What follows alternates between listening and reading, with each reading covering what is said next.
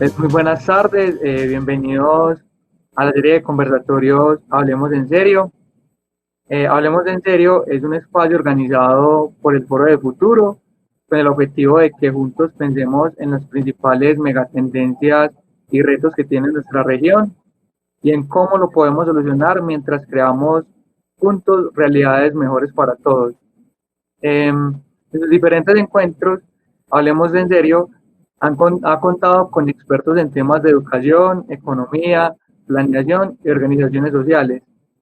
Todas estas conferencias las pueden encontrar de manera gratuita en la página de Antioquia 2050, que es www.antioquia2050.org. Se las voy a dejar por acá en el chat. Bueno, ya ahí está.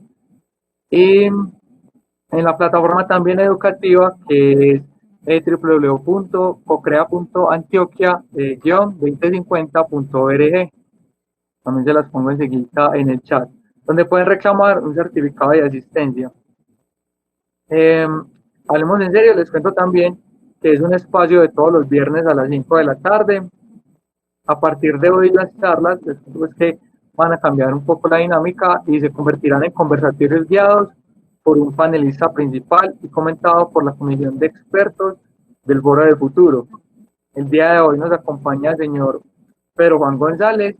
Él es ingeniero de sistemas, especialista en gerencia logística, magíster en ciencia política y doctor en filosofía, con más de 40 años de experiencia como docente.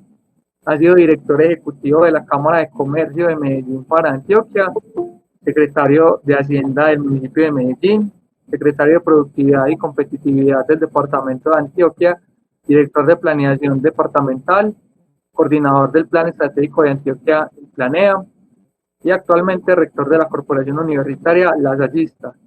El doctor Pedro Juan González, a partir de este momento, nos va a guiar el conversatorio, empezando con una introducción acerca del tema de hoy, que es la historia del progreso, para luego continuar en compañía del resto de contertulios, integrantes también de la comisión de expertos, el señor Humberto Díez Villa, el doctor Juan Plata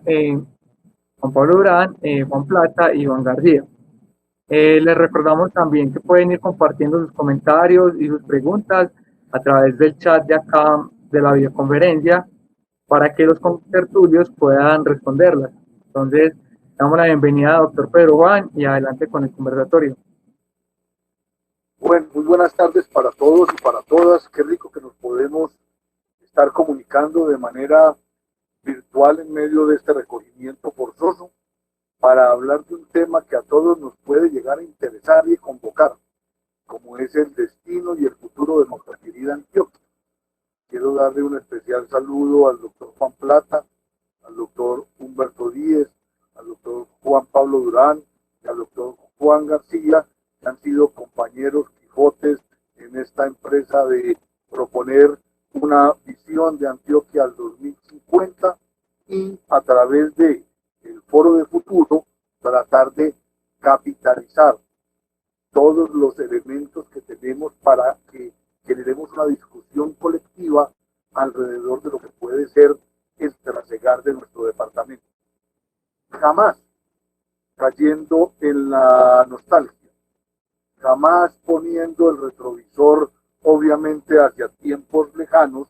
Sí es bueno que las generaciones nuevas conozcan los esfuerzos que otros antioqueños y antioqueñas en diferentes momentos del tiempo hemos desarrollado para poder traer a la Antioquia como la tenemos hoy y como la queremos idealmente tener. Un dicho propio de nosotros los paisas es que hay que tirar a obispo para llegar a sacristán. Y listo, hemos tenido propuestas, visiones agresivas, planes estratégicos, convocatorias, y hoy, mal que bien, tenemos una realidad que dista mucho a lo ideal, a lo axiológico, a lo que todos queremos, pero que de alguna manera va en el sentido adecuado si hacemos las disrupciones que las nuevas exigencias planetarias nos ponen de por frente. Quisiera pedirles la dispensa a mis ilustres contertulios, al doctor Plata, al doctor Díez, al doctor Durán, al doctor García, hacer una pequeña introducción de la discusión, porque es que cuando uno dice historia del progreso para el futuro, para el caso de Antioquia, es prudente tener en cuenta unos mojones que históricamente son los que han colocado el centro de la discusión alrededor de cómo lograr desarrollar a nuestro departamento. En este orden de ideas, quisiera simplemente precisar de manera preliminar dos conceptos que se nos pueden trastocar, porque nuestro idioma gramaticalmente hablando, el castellano es precioso, pero cuando es en términos de definiciones nos genera un montón de inconvenientes. A ratos progreso y desarrollo hasta se nos pueden confundir. Y hoy el título de este conversatorio habla del progreso. Y entendemos por progreso la mejora o el avance que experimenta una persona o una cosa hacia un estado mejor, más avanzado o más desarrollado. Lo mencionaba con el doctor Juan Pablo preparando la reunión. No es que esto es muy complicado, es que es decir que estamos en A, que vamos para B y que B es mejor que A. Entonces ahí estamos disque definidos y llenos de incertidumbres y de subjetividad. Para comentar y para complementar la confusión, dice el diccionario que desarrollo implica el aumento, crecimiento, perfeccionamiento y mejora del estado de cosas. Entonces, digamos que empíricamente, intuitivamente, más o menos sabemos de qué estamos hablando, aunque no es muy fácil precisar el concepto. Sí, a mí me correspondiera colocar el mojón inicial del concepto histórico de progreso y desarrollo de Antioquia, me tengo que ir para 1784, cuando fue nombrado como juez visitador de la provincia de Antioquia con funciones de corregidor Juan Antonio Mon y Velarde. Vamos a retomar muy corto y sucintamente cuál fue el aporte de este señor que partió en dos la historia de lo que era en su momento la provincia de Antioquia.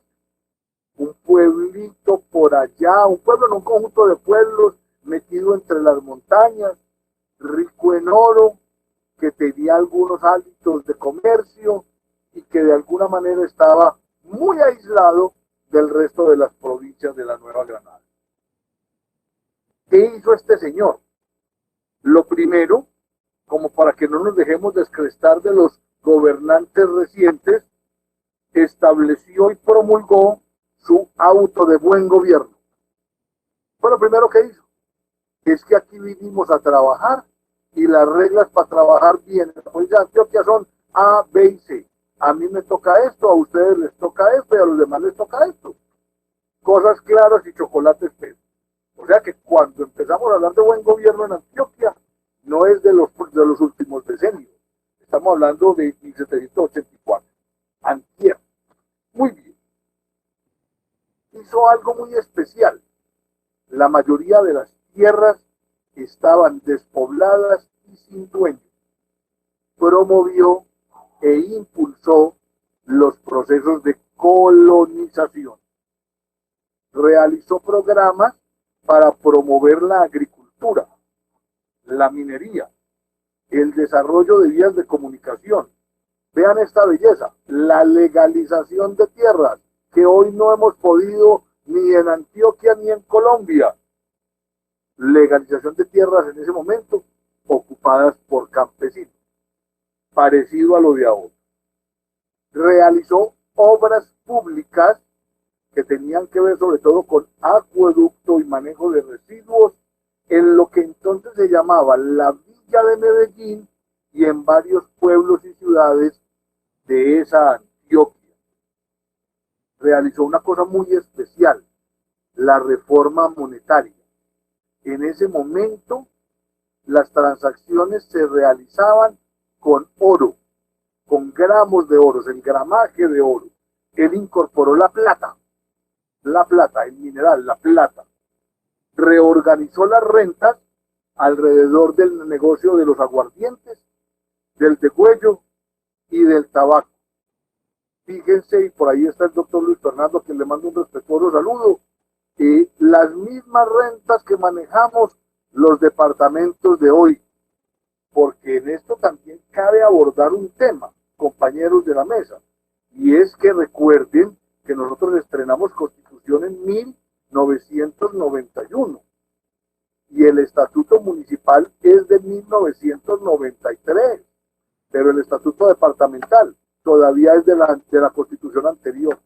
Entonces ahí tenemos un quiebre, ahí tenemos un desgaste, ahí tenemos una asincronía entre lo que es la dinámica municipal y la dinámica departamental. Por eso la angustia de algunos gobernadores cuando los alcaldes no los obedecen. Es que no tienen por qué obedecerlos. También son electos popularmente. Ahora, ¿cuándo les obedecen? Cuando tienen platica para cofinanciarles cosas. O porque tienen pues su queridura y los saben atraer y todas las cosas, ¿cierto? Pero es que hay dos lenguajes distintos basados en constituciones distintas. Sacó un nuevo código minero. Es una cosa importantísima.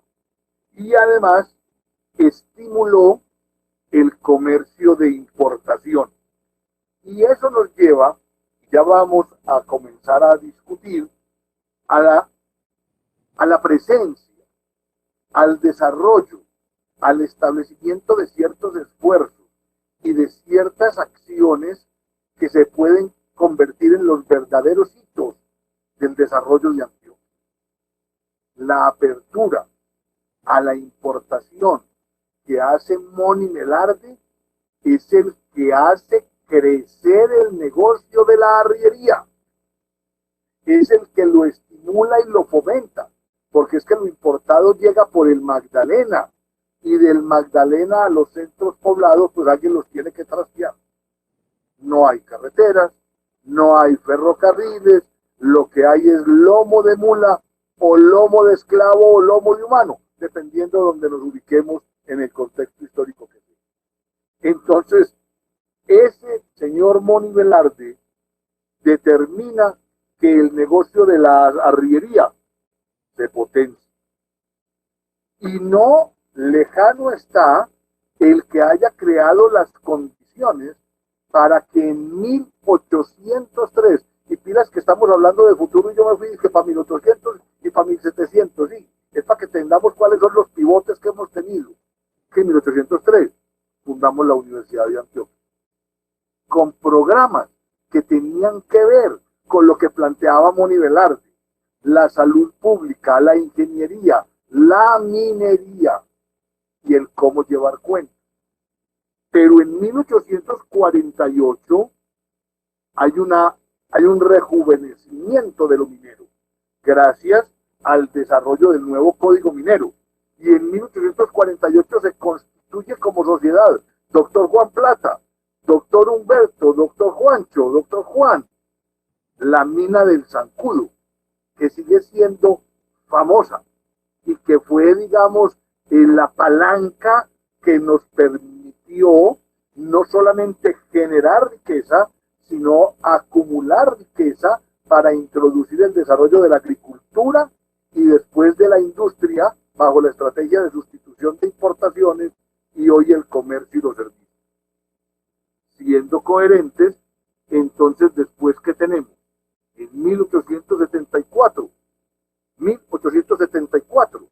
se constituye el ferrocarril de Antioquia, que marca un hito no solamente en nuestra tierra, sino en todo el país y los países vecinos.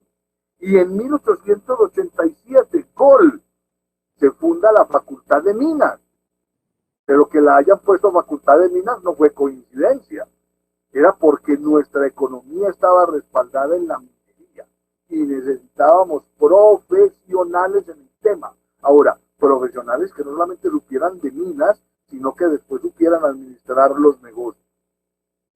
Aparece una cosa social que se convirtió en el epicentro de las decisiones de Medellín y Antioquia, solo de algunas grandes del país. En 1894 se funda el Club Unión. El Club Unión. El Club Social Club Unión, el que todavía queda sobre Junín, la antigua sede, y hoy está por la Milla de Oro. Es que en el Club Social Club Unión, que era de la élite de la época, era donde se hacían los grandes negocios, las grandes transacciones, los grandes planteamientos para Medellín, para las otras ciudades y para Antioquia. Y para mí, específicamente para mí, asumiendo la responsabilidad profesional que compete, en 1894 hay un antes y un después para Antioquia y a Medellín, la fundación de la Sociedad de Mejoras Públicas de Medellín. Nosotros no sabemos de planeación ni de planificación. Lo que hoy es Medellín, bueno, regular o malo, la poquita previsión de obras públicas, la rectificación del río Medellín, el haber dejado cinturones libres al lado y lado, donde hoy podemos tener el metro, donde tendremos el tren de cercanías, por donde se desarrolló la carrilera del ferrocarril de Antioquia llegando a la capital, y por donde podremos llegar a tener en su momento otro tipo de alternativas. Lo podemos hacer gracias a la Sociedad de Mejoras Públicas de Medellín, loor a sus fundadores. En 1916, y siendo consecuentes con este recorrido que estamos haciendo, se funda la Ferrería de Amagá. Y la Ferrería de Amagá, yo diría que es la cuota inicial de la industrialización del departamento. Es que allá comenzamos a realizar y elaborar pequeñas herramientas, medianas herramientas, pequeñas máquinas, medianas máquinas, sobre todo alrededor del negocio de la minería y de la incipiente agricultura como negocio, porque estamos pasando del pan coger al negocio agrícola, gracias a los excedentes que aportó la minería. ¿Qué aportó la minería? 1929, un hecho histórico, inauguramos el túnel de la Quiebra. Ahí sí quedó más cerquita la mar Atlántico, como dirían doctor Juan Plata, nuestros historiadores. Pero nos fuimos por ese lado y dejamos por otro la salida al mar que ya estaba anunciando por esa época ese gran visionario, don Santiago Mejía. En 1930, doctor Juanchito, usted que es experto en economía, gracias a los recursos de la misión Kenmerer que nos pagó por el canal de Panamá, que 24 millones de dólares que tumbada nos pegaron, que no hay con qué pagarlo, eso es invaluable. Recuerden pues que ellos también, los gringos, son unos diablos, ellos no dan puntadas sin dedal. En 1924 definieron que nos iban a indemnizar, pero no nos dieron la plata, sino que mandaron a un señor a ver qué era lo que necesitábamos. Y entonces el señor, de apellido Kenmerer, la misión Kenmerer tradicional de los cursos de economía nuestros, llega aquí, mira cosas, y una de las que más le llama la atención es que en ese momentico había 7 u 8 bancos en Colombia y cada cual emitía su propia moneda. No teníamos un banco central. Entonces a él se le iluminó la pepa y dijo, es que con esta plata vamos a fundar el Banco Central, el Banco de la República de Colombia. ¡Qué maravilla! Y estableció el peso oro, y en su momento era equivalente a que por 1 gramo, 1 peso. Y siga para adelante en esa historia bonita que después llevó a las devaluaciones y a las inflaciones y a las estanflaciones de las cosas miedosas que nosotros conocemos. Pero también nos pasó una cosa con la fundación del Banco de la República. Hasta ese momento, el patrón moneda internacional con el que nosotros trabajábamos era la libra esterlina. A partir de ese momento comenzó a ser y sigue siendo el dólar. Y eso no es ni bueno ni malo, pero son realidades históricas que de alguna manera van acompasando el progreso y el desarrollo de Antioquia. En 1930 aparecen, no en ese año, sino en ese decenio, diría yo, aparecen un montón de empresas que hacen que al Valle de Aburrá y a Medellín se le diga la ciudad industrial de Colombia. y entonces aparecen las textileras, aparecen las empresas metalmecánicas, las de repuestos, las ensambladoras, todas aquellas que producían productos agrícolas y que de todas maneras le pusimos como un gran colofón detrás, que es la sustitución de importaciones, ¿cierto? Yo los invitaría a ustedes, doctor Juan Plata, doctor Humberto, nuestros queridos seguidores. Juancho, vos que estás más joven que todos, en la casa de cualquier abuelo o abuela de Antioquia hay una máquina Singer y elementos de afeitar Gillette. Vayan y busquen, vayan y busquen. Y recuerden que eso llegó desde Alemania, porque eran escaparatos genuinos, así se les denominaba. Llegaban en barco a Barranquilla por planchón hasta Puerto Berrío, por Puerto Berrío primero a mula, después a ferrocarril, hasta llegar a nuestras casas. Empezamos entonces con la idea de sustituir parte de las cositas que traía. En 1944 se funda la ANTI y aquí comenzamos con otro tipo de desarrollo. Ya no son solamente industrias o explotación de recursos, sino que son organizaciones para el manejo de y defensa de intereses. 1955, y ya llevamos de 1785 a 1955, ya va un rato y siguen de todo lo que hemos hecho. En 1955 fundamos a EPM, un pepazo de los líderes de turno, de los señores de turno, que se dieron cuenta que nosotros podríamos, en una transición de pueblo Medellín a ciudad Medellín, a manejar el tema de los servicios públicos de una manera particular, gerencial, de modo que siendo parte del municipio, también fueran parte de sus posibles ingresos futuros, asegurando una muy buena calidad de la prestación de los 1995 más reciente, la fundación del Metro de Medellín, y lo coloco como hito, porque es para mí el más reciente eslabón dentro de esta cadena que hemos construido durante varias generaciones para potenciar el progreso y desarrollo de Antioquia. El inicio de las obras de Hidroituango, 2010. Que quiérase que no, y en medio y a pesar de las dificultades, nos consolidará como el principal aportante de energía hidroeléctrica del país. Eso nos genera unas condiciones particulares. Yo quisiera, a este punto de la conversación, que por ahora ha sido un monólogo y me disculpan, pero quería colocar estos planteamientos básicos sobre la mesa, quisiera que ustedes, mis queridos contertulios, el doctor Plata, el doctor Humberto, no sé si el doctor Juan García ya se vinculó, y el doctor Juancho Durán, ¿cómo les parece este recorrido? Porque es que esto no ha sido aleatorio, esto no es que a alguien se le ocurrió, es que el devenir de los sucesos ha generado como un hilo conductor que bien o mal, y yo siempre parto de la buena fe,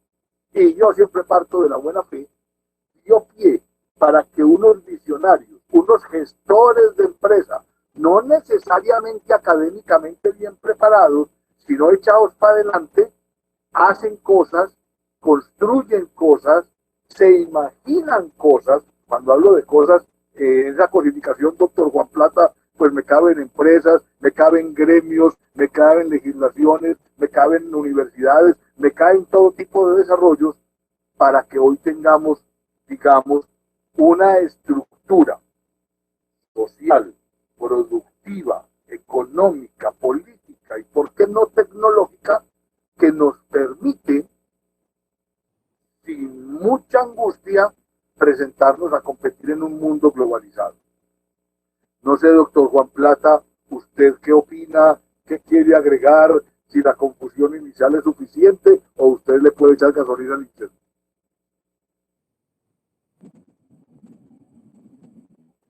Interesante el recorrido por los hitos del devenir de Antioquia, pero quiero recordar que tan relevantes son las personalidades como los grupos sociales que acompañan estos eventos y acontecimientos.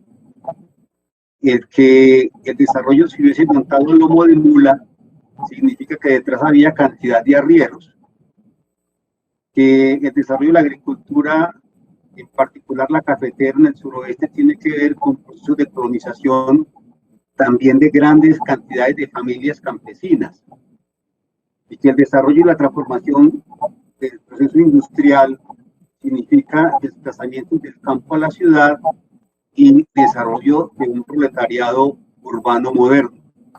Es decir, que no es posible comprender esas dinámicas y transformaciones sociales sin la participación de grupos sociales específicos y concretos históricamente situados. Quería resaltar una cosa muy interesante en lo que está señalando, es que el Club de Unión, como sitio de reunión para conversar sobre qué país o sobre qué departamento se sueña, sobre qué progreso se sueña, es muy relevante. Y cómo ese núcleo pequeño se ha ido ampliando, y se ha ido ampliando hoy con las transformaciones que dio la Constitución del 91. Y que esas dinámicas de participación en cómo pensamos el mañana y cómo aprendemos de la historia tiene que ver con un reto que tenemos hoy, es construir una visión compartida de futuro. Muy importante partir de la experiencia pasada, pero también de los conflictos pasados y la manera como los resolvemos y cómo aprendemos de su resolución. Hay tensiones entre el desarrollo minero y el desarrollo agrario y el desarrollo industrial. Me parece muy relevante la labor de la Sociedad de Mejoras Públicas. Démonos cuenta que es una sociedad civil la que está al frente de pensar y planificar. Eso me llama la atención sobre la pertinencia y relevancia que tiene hoy la participación de la sociedad civil en esa construcción de visión de futuro. Yo quería meter esos dos elementos ahí para animar la discusión y invito a Humberto, a los demás que se unan a la. Claro que sí, doctor Plata. Doctor Juan Durán, usted que mira sonrientemente, ¿qué nos dice? Yo creí que le iba a dar la palabra primero al doctor Humberto. No, para caerte desprevenido. No, no, simplemente tres cositas. Lo primero es, ¿quién define la visión de progreso? Cuando uno va a estudiar los documentos precisamente sobre progreso, desarrollo, qué significa el término, porque finalmente la planificación parte de una definición de un punto de llegada. Digamos que la planificación primero parte de a dónde quieres llegar, luego diagnosticas dónde estás y la planeación es simplemente cómo llenar ese espacio. Entonces es muy importante, fundamental y lo principal es cuál es ese primer punto de llegada. Y cuando usted va a ver la literatura, digamos, los puntos de llegada que nosotros hemos tenido en Antioquia no son muy diferentes a los puntos de llegada que ha tenido, digamos, el occidente, digamos, la cultura occidental. Por ejemplo, en principio, digamos, cuando estaba aumentando el comercio mundial en Inglaterra, ya habían académicos, ya habían pensadores que definían el progreso como el comercio. Y el comercio como ese elemento que hacía que las sociedades fueran más avanzadas, más desarrolladas, menos animales. De hecho, distinguían entre las sociedades, digamos, de desarrolladas y subdesarrolladas en términos del comercio, de la posibilidad de comprar y vender. Luego, el tema industrial, ¿cierto? Que es como un hijo del comercio. Primero el comercio, muy impulsado por la minería, y luego la industria. Y entonces se empezó a hablar de desarrollo a partir de la industria.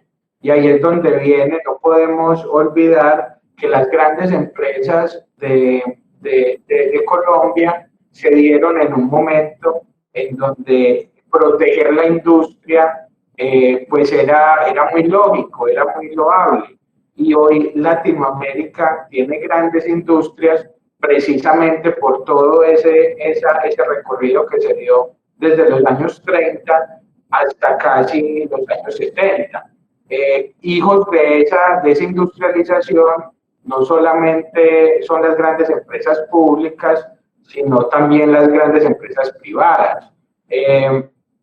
Por ahí alguien decía que no, que las empresas privadas habían salido solas sin ayuda del Estado. Eso no es verdad. Hubo una gran protección en los últimos momentos, a partir de los 60, 50, 60, con la ideología de la CEPAL, pero desde antes la protección industrial era lo que hacía el desarrollo. Pero eso era una visión diferente del desarrollo. Luego algo pasó y la visión de desarrollo se convirtió en un tema muy especulativo y cambiamos una cultura de la industria por una cultura de la extracción y de la especulación. Y eso tiene que ver un poco con la falta de industrialización y la falta de empleo y con unos efectos sociales muy importantes, no solamente en Antioquia, sino en Colombia. Nosotros hoy en Antioquia, a pesar de que en el Consejo y el gobierno y los gobiernos, digamos, por ejemplo, de Medellín, hablan de una ciudad de servicios, la realidad es otra. La ciudad de Medellín es una ciudad especulativa, donde si tú juntas el sector inmobiliario con el sector financiero, con el sector, digamos, de los seguros, porque ya la salud se volvió también un negocio especulativo, hacen casi el 50% del PIB, mientras que los servicios, la industria y la industria 4.0 es un porcentaje muchísimo menor a eso. Entonces, y eso es hijo también de una cultura especulativa global, que no es nuestra visión del desarrollo. Lo que yo quiero resaltar es que nosotros hemos tenido las visiones de que es progreso han cambiado durante la historia y nosotros somos hijos de eso a nivel global. Hoy, ¿qué es progreso? Poco a poco se ha venido cambiando la visión de progreso asociado a la tecnología. Entonces, hoy el progreso es un poco el tema del software, el tema digamos, de los sistemas, el tema de la automatización. Pero eso también es una visión que no es única de Medellín, que no es única de Antioquia, sino que es una visión que nos han venido vendiendo. Entonces la pregunta es, cuando nosotros hablamos de que tenemos que generar una visión de progreso, una visión de futuro, tenemos que saber a dónde queremos llegar. Casi siempre nosotros definimos esa visión de futuro por las definiciones de progreso que están en el presente, casi siempre, y lo otro es que no son visiones propias. Casi siempre esas visiones de futuro son visiones globales que nos venden, que nos convencen de que eso es progreso. Es decir, nosotros no tenemos, hay una cierta incapacidad de las naciones de tener su propia visión de progreso, por mucho que lo queramos. Y que finalmente esas visiones son las que prevalecen. El segundo elemento que quería resaltar era la importancia de la educación y la educación para qué y para quién. Cuando se fundó la Facultad de Minas, que fue uno de los hitos que el doctor Pedro Juan subrayó, la universidad, digamos que, y la universidad pública también vino a través de un esfuerzo, digamos, muy importante, digamos, es decir, las universidades se crearon hace mucho tiempo, pero esos fueron esfuerzos que también fueron de alguna manera importados, entre comillas, y que no solamente el esfuerzo fue importado, sino también para qué se hizo ese esfuerzo, ¿cierto?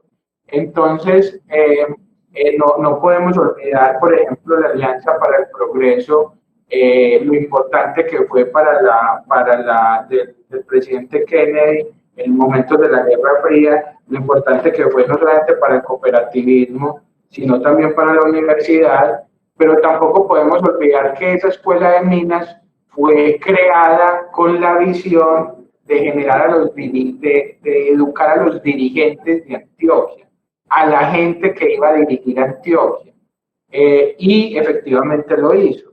EPM es hijo de eso, las grandes empresas, la mina en Zancudo, el ferrocarril, todas esas fueron hijas de una universidad que se hizo para eso, para pensar el progreso de Antioquia.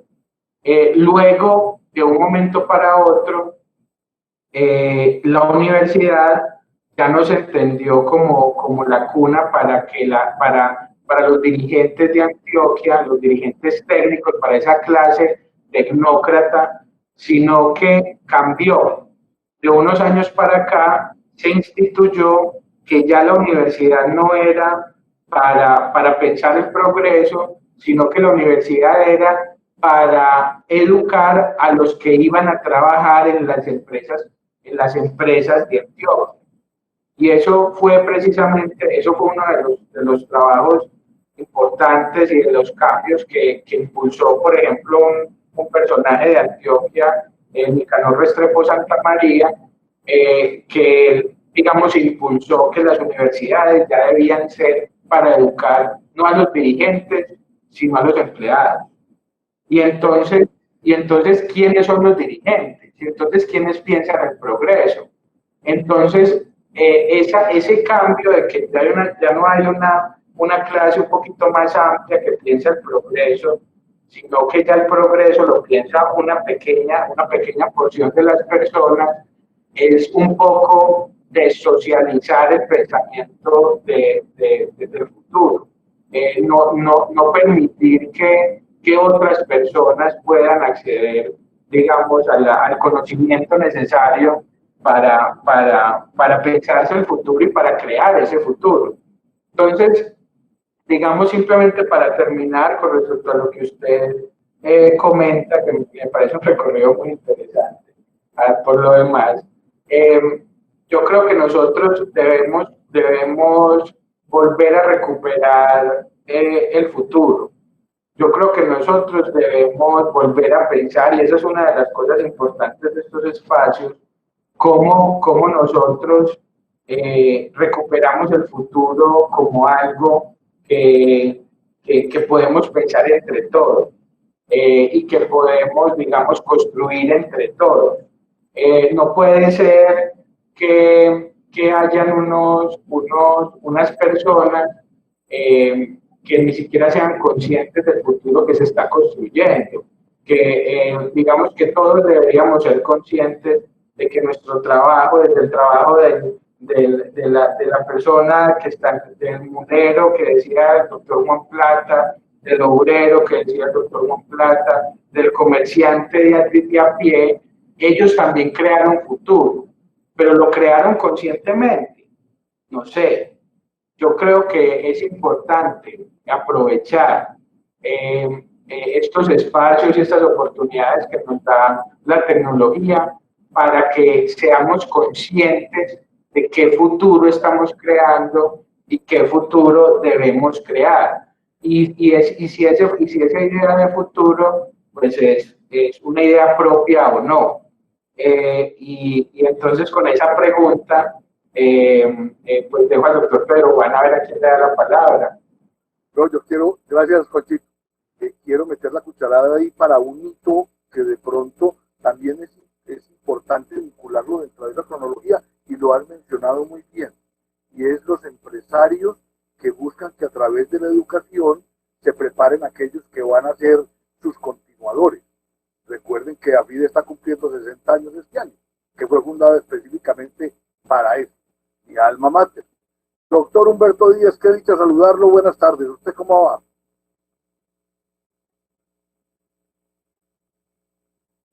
Doctor Humberto. Doctor Humberto, no se le escucha. Allá. Ya está, ahí estamos. Bueno, yo creo que cuando estoy en una tertulia de estas y con un tiempo limitado, pactado, negociado, a veces el mejor aporte de uno es quedarse callado para poder oír las tan ilustradas observaciones de Pedro Juan, Juan Pablo y Juan Carlos.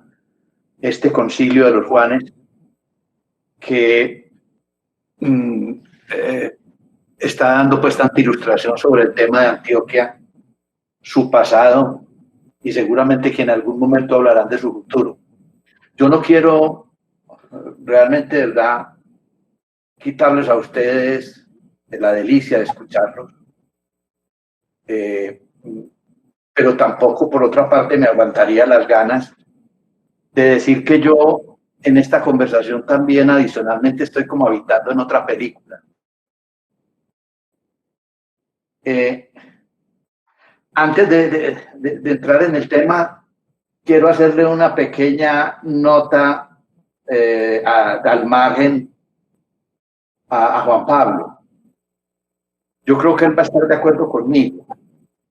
La Escuela de Minas, que en efecto fue una escuela de dirigentes, yo tengo la misma concepción, por lo que me han enseñado los viejos que estuvieron y estudiaron allá y fueron muy activos en ese movimiento.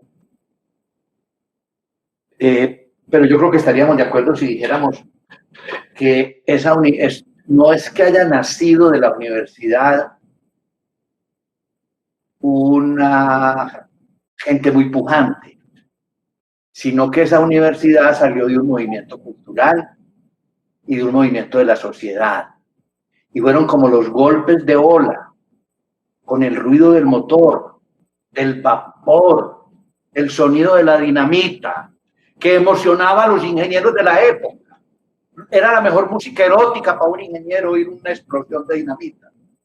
Eso que permitió el túnel de la quiebra, que fue un monumento al ruido y a la explosión, y que tuvimos una tan indiscutible vanguardia en el momento. Pero eso era un movimiento, una cosa de la cultura y del conocimiento, y un esfuerzo de los antioqueños que siempre hemos sido un poquito megalómanos de meternos pues en ese movimiento mundial. Yo creo que Juan estaría de acuerdo conmigo en pensar esto no nacido desde la universidad como la universidad nacida de un movimiento de la cultura. Eso es lo que valida y legitima la universidad. ¿Sabe por qué tiene importancia esto? No por erudición. Tiene importancia porque la gente está creyendo que aquí puede haber un Silicon Valley sin que haya un movimiento de la ciencia, la tecnología y la cultura. Porque la gente cree que aquí puede haber un valle del software comprando alambres, máquinas, de big data y cosas de esas. Porque la gente no entiende que ese Silicon Valley fue fundado sobre la base de un movimiento cultural renacentista, llamémoslo en su momento, y que no surgió entonces de unas inversiones de un gobierno ni de unas cosas de esas, y que fue la posibilidad de juntar, como lo dice el señor de la Singularity University, fue la posibilidad de juntar matemáticos, biólogos, científicos, historiadores, antropólogos, a conversar y no a producir las cosas tan hermosas que pueden producir en su convento los matemáticos, ni tan bellas como las que pueden producir en su propio convento los físicos, sino las que pueden producir en la plaza, en el ágora, el encuentro de todos ellos. Eso es lo que puede producir realmente una revolución 4.0, no sé cuál será el marcador. Entonces, a mí me parece importante esa anotación a esta conversación. Pero digo que de pronto pueden sonar un poco más bien necias mis palabras, o como dicen ahora los de la educación, no pertinentes, en el sentido de que no pertenecen al hilo discursivo que venimos trayendo. Yo me quiero hacer dos preguntas. Una, ¿qué progreso es el progreso del que hablamos? ¿Y de qué Antioquia hablamos? Yo creo realmente que la idea de progreso como continuidad lineal de acontecimientos probablemente no es la que estemos pensando en este momento. Yo creo que hay como tres opciones, debe haber muchas más, pero a mí se me ocurren en mi limitado cerebro no más tres: progreso, disgreso o regreso, o sea, retroceso. Yo creo que hay un progreso del que hablaron pues algunos historiadores, como el de desatar el ovillo, que es el progreso pues, lineal, que todos los días vamos siendo un poquito mejorcitos y mejorcitos, y la cosa se va desarrollando así, y todo empezó pues desde el primer día de la creación hasta hoy. Yo pienso que lo que tenemos hoy, más que el concepto de progreso, es el concepto de ruptura. Esa es una idea que tengo yo pues como para la conversación y para la discusión. Un concepto de ruptura que no significa abandonar muy buena parte del ADN que nos llevó a esta ruptura, pero sí que es una cosa esencial y radicalmente distinta. Y así como la idea del progreso también obedece a otra idea del tiempo, de la temporalidad y de los acontecimientos. Yo creo que estamos en el mundo de la discontinuidad, en el mundo de que la telenovela ya es por capítulos. Ya no es la historia contada como una bella fábula que tiene un comienzo, un fin, un desarrollo y un desenlace, sino que estamos hablando de una serie de rupturas esenciales, de discontinuidades en el tiempo, en la forma de ver las cosas, etcétera, que de eso hablan mucho. Schulhan está barriendo en Europa en este momento. Schulhan es el filósofo alemán más importante y es coreano. Y en este momento es el filósofo más importante que hay en Europa. Y Schulhan anda hablando de las discontinuidades, de la imposibilidad de celebrar rituales, de la imposibilidad de tener acontecimientos y solamente tener eventos más o menos dispersos, y eso impide un poco la idea de progreso. Y Antioquia, yo creo que sí. Yo soy una persona no muy joven, más viejo de lo que quisiera ser, pero de todas maneras reconozco que no muy joven. Y tengo todavía muy buena parte empotrada en mi cabeza, en mi cerebro y en mi neurona. Seguramente que mi parte cortical no es la misma que la del mismo. Y mi neurona, y eso ya lo han demostrado los científicos, funcionan de la misma manera que las neuronas de él. Por lo tanto, yo habité una Antioquia muy distinta a la que habitó él. Los poquitos vestigios de la Antioquia vieja que tiene él es aguantarse a su papá en su casa y mucho más ahora en este encierro. Pero la Antioquia de la que hablamos es una Antioquia que hasta dónde existe, hasta dónde es culturalmente, hasta dónde es demográficamente, hasta dónde es identitariamente, cuál es la ontología de Antioquia de hoy. De esa Antioquia nos quedan recuerdos, para mí, sagrados y agradables. Nos queda un mundo simbólico, nos quedan un inconsciente colectivo. Pero desde el punto de vista de la realidad real, la Antioquia sobre la que estamos levantados probablemente sea la Antioquia que vemos. Yo leía con nostalgia de Tanguero el plan de desarrollo de Medellín. Qué pena pues con quienes lo pensaron, pero lo leía con cierta nostalgia, porque Medellín obviamente es de alguna manera una expresión concentrada de Antioquia. Y yo veía la desindustrialización, es un proceso que lo reconoce el plan de desarrollo. Un sector financiero que está creciendo y que ni siquiera es antioqueño. La informalidad, el decaimiento del industria, es decir, una serie de cosas, y si uno se adentra en el tema de la cultura, de los imaginarios y de todo eso, va a descubrir otro tipo de Antioquia. Entonces yo digo, con la idea de progreso un poquito fracturada y con la idea de Antioquia un poquitico anémica, un poquitico de la memoria y del inconsciente, ¿qué idea de progreso podemos construir proyectadamente, hablando como en una proyección? No quiero sino decir esas necedades, esas cosas, esas digresiones necias. Yo creo que lo que viene para nosotros es buscar una alternativa, no necesariamente como con la continuidad del pasado inmediato, ese pasado que terminó en febrero, sino como un pasado, que es como un futuro que se nos vino de frente, se nos vino de bruces y que nos puso a vivir un futuro para el cual no estábamos preparados ni que habíamos pensado. Doctor Humberto, qué rico oírlo siempre. Quisiera yo recoger dos cositas y plantear algo. Quisiera invitarlos a que recordáramos una noción del PNUD, del Programa de Desarrollo de las Naciones Unidas, cuando habla de desarrollo. Lástima que al traducir el concepto, ese prefijo eco lo lleve a uno directamente como a lo ecológico, ¿cierto? Porque lo supera. Dice el PNUD, el ecodesarrollo es el nivel de desarrollo socialmente justo, económicamente viable y ecológicamente compatible, que de alguna manera son tres ingredientes, tres aristas, tres estructuras que uno se muere de la dicha de que de pronto sean parte de la realidad por construir.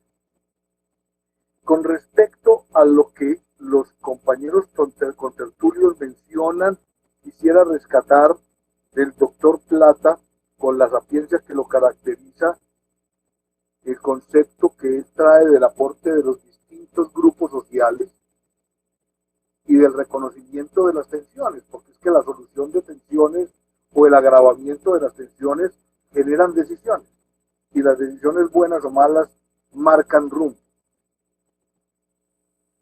Menciona el doctor Juan Pablo Durán que la noción de progreso debe ser definida por alguien, que no está muy claro quién para nosotros. Esperamos, y para eso es la invitación de Foro de Futuro, que sea un constructo colectivo donde la cultura especulativa prima en todos los sentidos, desde el inmobiliario al financiero, y donde él asocia el desarrollo hoy, con mucha lógica, al concepto de tecnología, pero donde sí marca una cosa que es bien compleja, y es que el concepto de desarrollo de un pueblo como nosotros y de los pueblos parecidos casi que no es propia, sino que es importada, lo cual nos sentenciaría pues a un recorrido casi lineal de dependencia. Lo de la importancia de la educación para las élites y la multiplicación de cómo manejar sus negocios, y ahí es donde aparece mi interpelación de Afida de 60 años y donde debemos recuperar la idea de futuro. Me aclara el doctor Humberto una inquietud que yo tenía. Así como él asocia la dinámica, la fuerza, el empuje, los cojones que le pusieron los primeros egresados de la Facultad de Minas, y usted habla de la explosión de la dinamita como música erótica, eso me ayuda un poco a explicar de dónde es que salen por aquí los grandes productores del reggaetón como los Malumas y los J Balvin, ¿cierto? Porque son otro tipo de explosiones. Pero bueno, eso está bien. Claro que necesitamos de movimientos sociales, para impulsar las acciones de progreso. Esto no es de recetario, no es de que nadie imponga, a no ser pues que aquí venga un Mesías reencarnado, pero de verdad Mesías, ¿cierto? Para que la cosa como que medio funcione. Cuando se habla de progreso, disgreso y regreso, pues sí, estamos como en las mismas, doctor Humberto, ¿cierto? Es un péndulo de aquí para allá, de allá para acá, que de pronto uno lo quisiera empujar un poco más para allá y más para acá.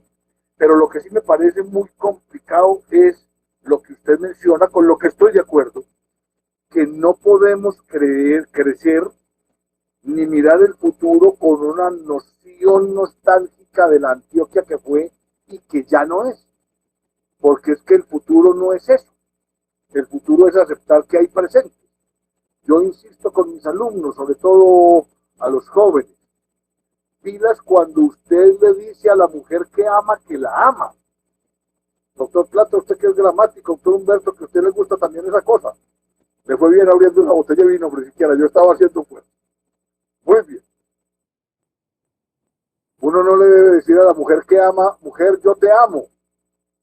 No, eso es presente. y se agota la expresión cuando la palabra O se difumina en el espacio. Salud. Yo le debo decir, yo te estoy amando, que es el presentísimo doctor Juan Plata, que es el gerundio lo que posibilita la construcción de futuro. Y ahí es donde están los movimientos sociales. Tenemos que estar haciendo cosas en conjunto, en diferentes direcciones, para que la cosa se supere. Oía yo en estos días al excelso periodista Álvarez Gardiazabal, ¿cierto? Donde comparaba él por qué en Cali no les está yendo, comillas, hasta ahora, también en términos numéricos con el control de la pandemia, y a Medellín sí. Hasta ahora. Todavía no podemos cantar victorias de ningún tipo. Y llegaba a una conclusión que a mí me parece muy gráfica. No quiere decir que esté de acuerdo con ella o no, pero me parece muy gráfica, y es un señor con mucho mundo que sabe más o menos sintetizar la relación. Él dice, es que la cultura bayuna, la cultura de Cali es una cultura parrandera, con todo lo que eso implica. En cambio que la cultura medellinense de Antioquia es una cultura traqueta, con todo lo que eso implica. Y no lo dice al escondido, sino que lo dice por televisión, ¿cierto? O sea que no es nada que estemos hablando a sotoboche, ¿cierto? Porque eso es público. Que está muy ligado, doctor Juan Durán, con eso que hemos conversado anteriormente, y es que el antioqueño, en la distorsión del concepto de pujanza, se ha acostumbrado a vivir al filo de la navaja de la legalidad y de la ilegalidad. De pronto, en un desarrollo superior del concepto de especulación, porque es que finalmente la especulación, ¿qué es? Simplemente es a mayor riesgo, mayor rentabilidad. Alguien lo definirá de otra manera, ¿cierto? Y aquí hay gente que se atreve a asumir riesgo. Yo no hablo jamás de plata fácil. No es fácil, uno con el mundo encima. No, de recuperación rápida o de plata rápida. Pero eso que nosotros diagnosticamos y conversamos con alguna solvencia tiene un eje, y es como el motivo del foro de futuro. Recuperar la idea de futuro, sembrar la idea de futuro, motivar a los antioqueños para que haya, ahí sí, doctor Humberto, una explosión de ideas, de pensamientos, de promesas, de postulados, de sueños, para que nos podamos comprometer con ese desarrollo. Y en eso, yo diría también, aunque suene a algo de reseña cronológica, recuperar algo que las nuevas generaciones no pueden dar por obvio. Y es que esta comunidad antioqueña circunscrita en Medellín y el Valle de Aburrá como liderazgo, desde 1985 ha comenzado a tejer cosas, a hacer propuestas, que devinieron en algunas concreciones, las unas acertadas, las otras desacertadas, las unas con continuidad o las otras sin continuidad, pero que es donde nosotros quisiéramos ver reflejado el futuro de Colombia y de Antioquia, porque una cosa que también tenemos que venderle al antioqueño hoy es que si a Colombia le va mal, a Antioquia no le va bien, hombre.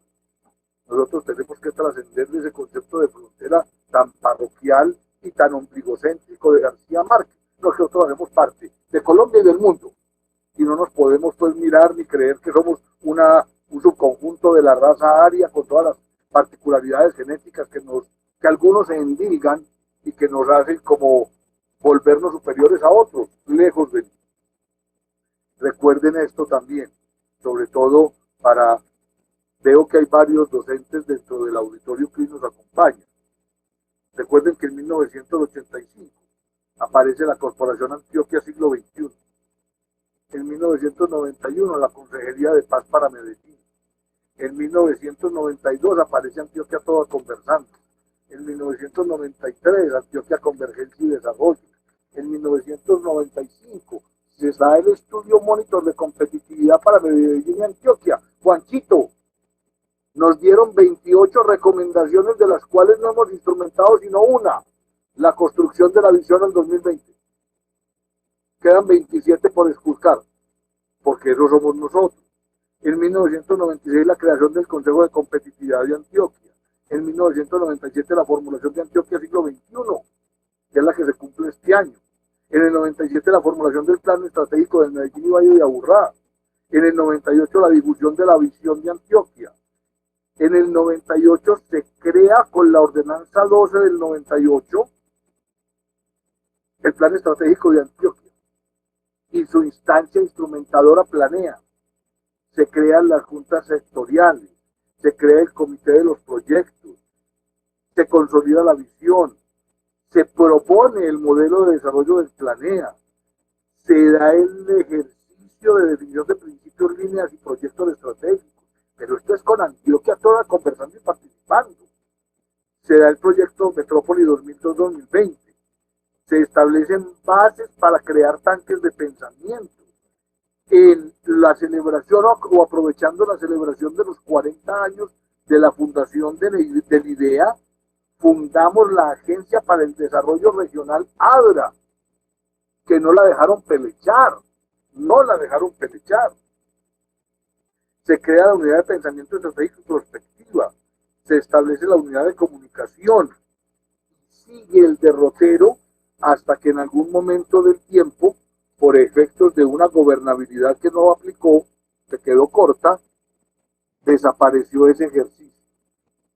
Y hoy, algunos consideramos que es importante, como hito cultural, tener en cuenta la fecha de Antioquia 2020, que hemos logrado, y a partir de lo que hemos logrado y lo que nos queda faltando, que proponer al 2050 o al 2060 o al 2040, no importa el decenio, pero sí que nos comprometa a todos a futuro, sabiendo que hoy tenemos restricciones que parecen inamovibles. ¿Cómo es que Medellín, Antioquia y Colombia, e incluyo a Medellín, todavía tiene problemas de tenencia y propiedad de tierra? Si eso los países suramericanos lo resolvieron entre 1920 y 1940, con cualquier tipo de gobierno, con cualquiera, y no con actos perfectos. Pero nosotros nos quedamos ahí, empantanados, y lo malo es que nos acostumbramos a vivir en medio del pantano, y no sabemos que hay cosas que tenemos que estudiar, porque son unos lastres históricos que si no, no nos van a dejar avanzar. Entonces, la invitación de la visión, de la construcción de visión de futuro, y esto lo digo yo simplemente con la pretensión de educador que quiero tener, es que si nosotros como antioqueños y colombianos no tenemos conciencia geográfica e histórica, cualquier propuesta de futuro va a ser chueca, porque no va a responder sino a ganas, a antojos, a anhelos, no a realidades ciertas con condiciones ciertas. Y lo que necesitamos es buscar, ante todo, que los antioqueños, hablando de Antioquia, vivan bien, vivan dignamente, se sientan orgullosos de ser antioqueños y que contribuyamos solidariamente a la construcción del país. No sé, doctor Juan Plata, ¿usted qué comenta? Pero Juan, sí, creo que la coyuntura de esta pandemia no solo nos ha encerrado, sino que nos ha invitado a repensarnos. Ya ha puesto en evidencia la cantidad de contradicciones en las que andamos envueltos. Y una de ellas es precisamente la de las desigualdades. El virus no le pega por igual, aun cuando puede afectar a todos, y sus consecuencias no le pega por igual a los pobres que a quienes tienen de algún modo. Miremos el problema de los informales. 50% de informalidad en el país. Ahí tenemos un problema de diseño de política pública, de sentido de progreso, y hacia dónde queremos nosotros ir, hacia un desarrollo humano integral, hacia un desarrollo territorial, a un respeto a la naturaleza. ¿A qué le estamos apostando? ¿Al extractivismo o al desarrollo en armonía con la naturaleza? Creo que ahí hay una tensión que resolver. Tiene que resolverse simbióticamente, armonizar los sistemas humanos con los sistemas naturales. Y eso solo es posible mediante sistemas sociotécnicos apropiados.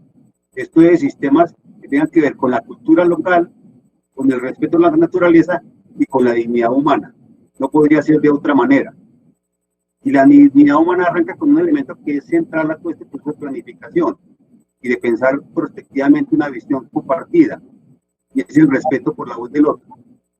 Y no abrimos espacios para conversar fluidamente, algo que se ha perdido en la última moda de discusión de la cultura, es como recuperar otra vez esa capacidad de conversar que tenía el país, esa capacidad de construir consensos para la acción consensuada. Creo que hay mucho por hacer porque en nuestro encerramiento, y Antioquia tiene mucho de su historia de encerramiento, hemos bloqueado la posibilidad de ver otros horizontes. Hay que abrirse culturalmente, pero sobre todo hay que abrir la capacidad de ponerse en los pies de los. Creo que ahí hay un reto importante y volver a recuperar el papel de conocimiento. La universidad tiene que jugar hoy un papel muy importante y todos los centros de conocimiento tienen que jugar un papel muy importante. Hablamos de la sociedad del conocimiento sin conocimiento. Eso es imposible. No es posible, Silicon Valley no es posible, pero por las grandes universidades y donde la inversión y desarrollo que se hace. Nosotros queremos montar una sociedad de conocimiento sin apostarle a la investigación, el desarrollo tecnológico y la innovación, lo que es un absurdo. Y no solamente innovación en sentido puro, sino en sentido blando. Un hito importante fue esa inversión que se hizo en Medellín para la innovación social. Creo que hay que trabajar en esa dirección, en las innovaciones blandas. Las innovaciones blandas tienen que ver también con la manera como organizamos la sociedad, como planificamos la sociedad, como direccionamos la acción. Aprender a conversar, aprender a planificar, aprender a andar juntos. Creo que ese es el reto que tenemos hoy, en este momento. Gracias, Pedro Juan. Muchas gracias, doctor Plata. Doctor Juan Durán. Doctor Juan, ¿estás congelado? Doctor Juan Pablo Durán. Bueno, tenemos un poquito de dificultades con el doctor Juan Durán. Le voy a pedir el favor al doctor Humberto que por favor nos dé la mano en este instante. Buenas.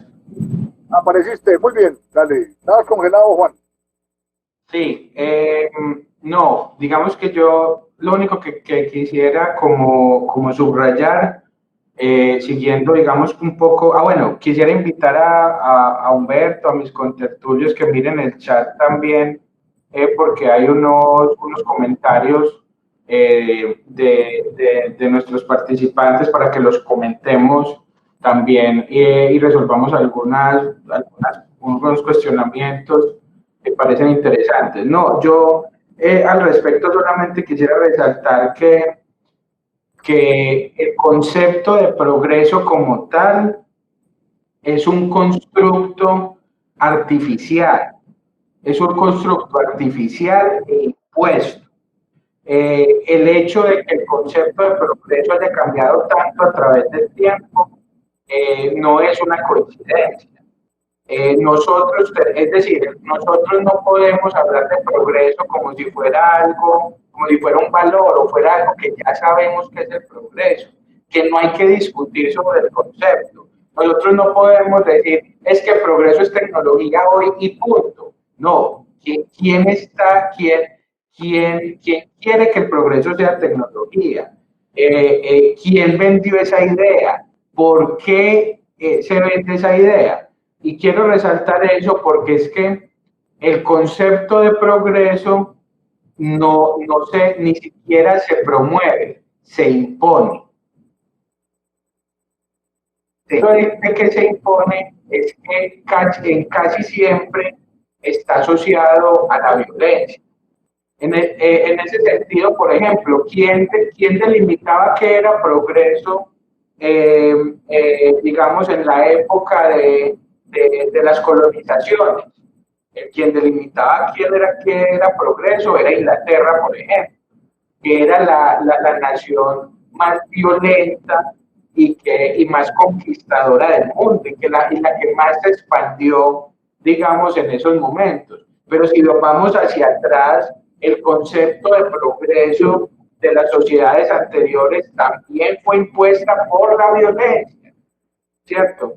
Entonces lo que quiero decir es, primero, el concepto de progreso no es algo ni natural, tampoco es algo, es algo, digamos, artificial, y es algo impuesto, pero no deja de ser importante. Digamos, Estados Unidos puso la bandera sobre como la nación a la que había que imitar a través del concepto de desarrollo. Hubo un presidente que en su discurso inaugural fue muy claro en decir, desarrollados son los países que son como nosotros y que piensan como nosotros, y subdesarrollados son los que no son como nosotros, no piensan como nosotros y no siguen nuestro liderazgo. ¿Cierto? Pero no es una coincidencia que en ese momento Estados Unidos, como lo es hoy, sea el país más sea la potencia armamentista más grande del mundo. Eso no es coincidencia. Lo mismo que no es coincidencia que en su momento Inglaterra haya sido la potencia naval y conquistadora más grande del mundo cuando imponía el concepto de progreso.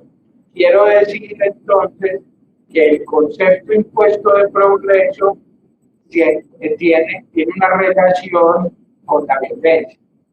Y en ese sentido hay que preguntarse, y cuando se habla de un concepto de progreso, hay unos incluidos y hay unos excluidos de ese concepto, ¿cierto?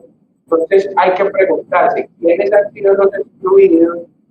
¿Quién ha impuesto ese concepto de progreso? Y si esos conceptos de progreso, si han sido los conceptos que deberían ser, si son desde el punto de vista de los valores, digamos desde el punto de vista, digamos, natural, si han sido conceptos válidos como conceptos de progreso y de desarrollo. Porque nuestros conceptos de progreso han estado atados a la vida. Nuestros conceptos de progreso han estado atados a la muerte. Desde principios del Homo sapiens, cuando una especie llega a cualquier lugar, cuando el Homo sapiens llega a cualquier lugar, empiezan las otras especies a morir. Y el Homo sapiens ha sido cada vez más efectivo, no solamente en destruir otras vidas, sino en destruir su propia vida. Nosotros cada vez matamos más personas de una manera cada vez más eficiente y más rápida. Nosotros hoy tenemos armamento para autodestruirnos a nosotros mismos. Eso es progreso. Eso es plausible. Yo creo que es muy importante empezar a pensar en un concepto de progreso que no esté atado a la vida, que no esté atado a la muerte, perdón, sino atado a la vida. Es decir, la pregunta ¿es posible pensar en un concepto de progreso donde los hombres, en vez de generar más muerte, generemos más vida? En vez de generar conquistas, generemos, digamos, inclusión y aprendizaje mutuo. En vez de generar riquezas para unos y exclusiones para otros, en una guerra entre nosotros mismos, podamos generar sostenibilidad, no solamente con nosotros mismos. Cuando yo hablo de un concepto de progreso asociado a la vida, quiero decir un concepto de progreso en donde sea una buena noticia para el ecosistema, sea una buena noticia para el planeta que haya un hombre cerca. Hoy nosotros hemos visto cómo los animales se sienten felices de que nosotros nos salgamos. Hoy la vida renace porque nosotros estamos encerrados. Nosotros somos una mala noticia para la vida. No podríamos pensar en un concepto de progreso que implique que nuestras actitudes, nuestra forma de hacer, nuestra forma de pensar, nuestra forma de reconstruirnos, implique que seamos una buena noticia para la vida. Eso yo creo que es importante y por eso, digamos, los comentarios de las personas que nos acompañan, de Albeiro, de la profesora María Eugenia, etcétera, no son raros. Y entonces Antioquia, ¿qué tiene que ver con la muerte? ¿Qué tiene que ver con el narcotráfico? ¿Qué tiene que ver con el paramilitarismo? ¿Qué tiene que ver con la inequidad? Que es un poco la pregunta que él hace. Eso no es nada raro. Es que nuestro concepto de progreso está basado a la muerte. Yo creo que debemos pensar en un concepto de progreso diferente, construir un concepto de progreso más inteligente, más evolucionado, más, si se quiere, más, no diría más humano, porque digamos que lo humano no es tan humano, digamos, pero es eso, es posible construir un concepto de progreso atado a la vida. Muy bien, doctor Juan. Doctor Humberto, quisiera molestarlo para escuchar sus opiniones, pero quiero rescatar en algún momento del tiempo, en una de nuestras discusiones, pensando en la visión de Antioquia al 2050, usted expresó muy sintéticamente cuál debería ser como nuestra actitud al plantear escenarios de futuro. Y usted pues partió la historia en dos, ¿no? Sócrates se quedó cortico. Usted hablaba del pragmatismo trascendente. ¿Se acuerda?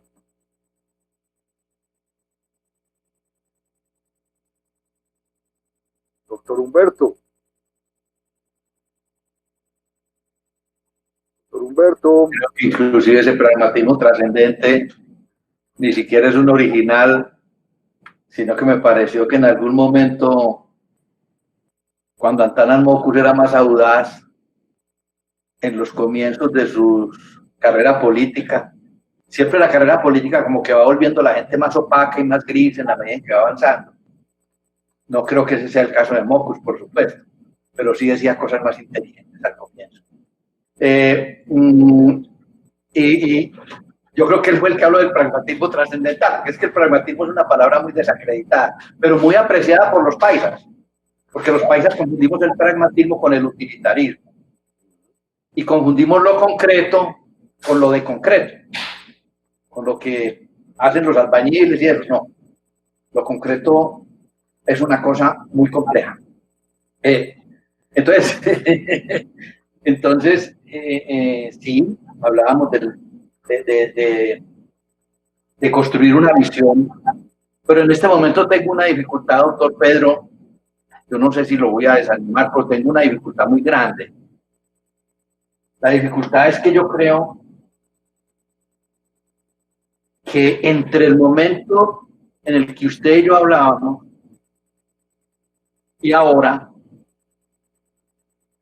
han pasado en mi reloj unos meses, pero han pasado en la historia las calendas griegas.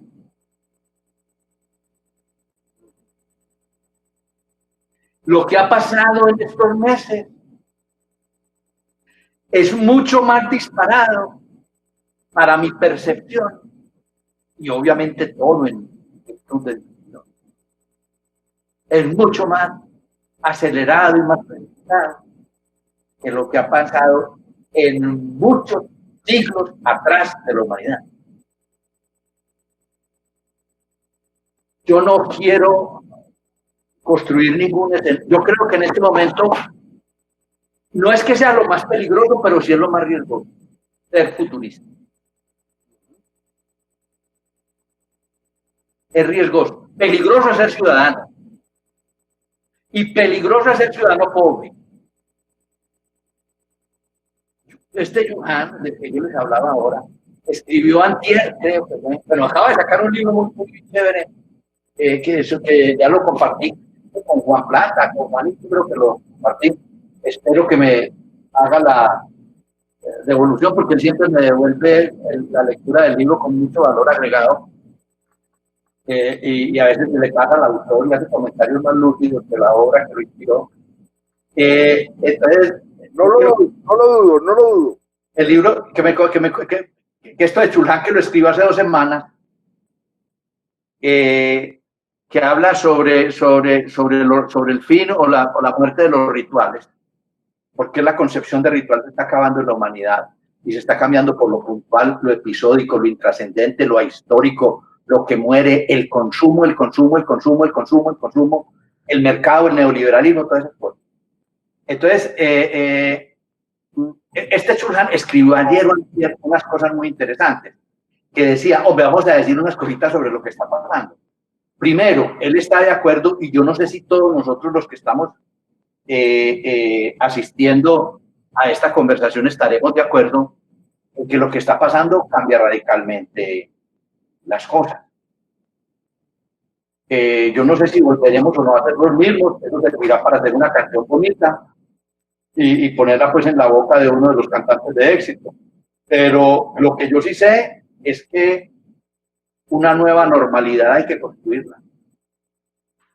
Y que esa nueva normalidad no es la que traíamos. Los que se queden en la normalidad pretendidamente anterior es los que se pueden quedar rezagados y demasiado rezagados como una especie de reserva fósil de la historia. Entonces yo creo que construir una visión en este momento ya tendría como otro tipo de connotaciones. Yo quiero compartir con ustedes esto que lo pienso sinceramente, porque no soy capaz de seguir adelante si eso no lo dejo declarado. Es que yo creo que la humanidad va a tener un cambio mucho más fuerte, o está teniendo un cambio mucho más fuerte que lo que tuvo en siglos y en muchos siglos. Harari le pone en una entrevista que hizo recientemente, lo data y pone cuánto tiempo y todo. Él es más atrevido que yo, pero lo que pasa es que él es inteligente y es culto. Yo no me atrevería a ponerlo porque yo no soy tan arriesgado como él, ¿no es cierto? Aunque tengo menos que perder que él. Pero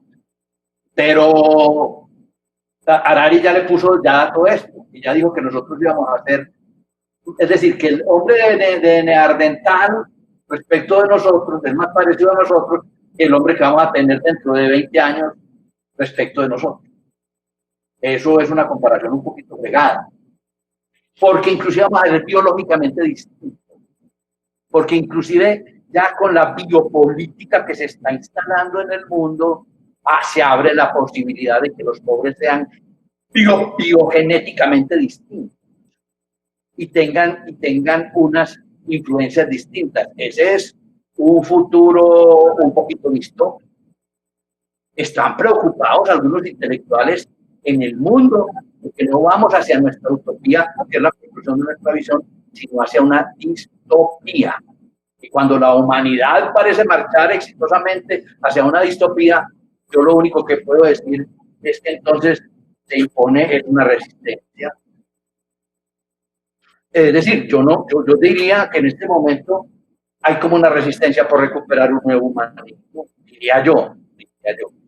Que vamos a atravesar por una etapa de anomia, porque a nosotros esto nos cogió. Primero, nadie sabía sobre lo que iba a pasar. Nos cogió mal preparados, nos cogió mentalmente, a unos más que a otros, y a unos países más que a otros, y a los pobres más que a todos. Entonces, yo digo, hombre, vamos a atravesar por una etapa de anomia, vamos a atravesar por una etapa en donde lo viejo y lo nuevo van a estar en una pelea de contradicción y antagonismo. Vamos a estar en una lucha entre lo analógico y lo digital. En estos días tuve una discusión con un célebre dirigente antioqueño, cuyo nombre no quiero evocar en esta conversación para no introducir alteraciones a este diálogo que ha sido tan calmado y tan tranquilo. Pero hablaba con algún dirigente antioqueño en estos días y él me defendía es que lo digital y lo digital y lo digital y lo digital. Y yo le dije, pero es que si uno me junta lo digital con lo analógico, no me puedes hablar de la física cuántica. Y yo no soy un físico, por fortuna, y por eso puedo decir estas cosas hacia el garete, al desgaire. Entonces, es una pelea entre lo analógico y lo digital. Es una pelea entre la forma de ver la vida y de ver pasar el mundo, de la percepción del tiempo. Es distinta. De la percepción del espacio. Es distinta la cartografía del espacio, de una persona que está trabajando deslocalizadamente con un GPS a quien está trabajando con una concepción como la que teníamos cuando se estaba construyendo la visión de Antioquia. Lo viejo en lo distinto, cómo meter lo viejo en lo distinto. No es lo viejo en lo nuevo, sino lo viejo en lo diferente. Porque es que hay cosas de lo viejo que ya no caben. Bueno, ¿cómo hablar de la ciencia y de las ciencias? Miren ustedes, ¿no les parece una paradoja esto? Yo lo digo pues aquí en virtud de que estamos en una tertulia, yo lo estoy tomando en serio, lo de tertulia, miren que tengo vino y todo. Hay una cosa, hombre, la ciencia no fracasó, yo no creo que fracasó la ciencia. Hombre, la ciencia lo cogieron con los calzones abajo. No, la ciencia no fracasó. La ciencia no fracasó, fracasaron las ciencias. Las ciencias. Es decir, cuando no fuimos capaces de juntar lo que piensan los físicos, lo que piensan los químicos, lo que piensan los virólogos, lo que piensan los biólogos, lo que piensan los antropólogos, los filósofos, los humanistas, seguramente que hubiéramos tenido una posibilidad de haber previsto más claramente todo esto que pasó. Pero yo pienso que aquí también hay que una revolución. Yo pienso que esto es básicamente, una revolución en la manera de conocer y aproximarnos. Puede que esto suene muy abstracto, puede que suene muy raro, puede que eso no hable de la lucha de clase ni de esas cosas tan importantes, pero yo digo, hay que pensar básicamente en una reforma de la manera de conocer. Y eso es una de las cosas que yo creo que está en cuenta. Entonces yo estoy hablando de una megacrisis. Yo no estoy hablando de que cuando el presidente Duque diga que aquí ya no hay coronavirus o que nos deje salir a los viejitos a la calle, que yo eso lo estoy viendo muy probable. Cuando nos dejen salir a la calle, ya esto se acabó y entonces ya empezamos otra vez como veníamos. No, señor. No, aquí hay que hacer un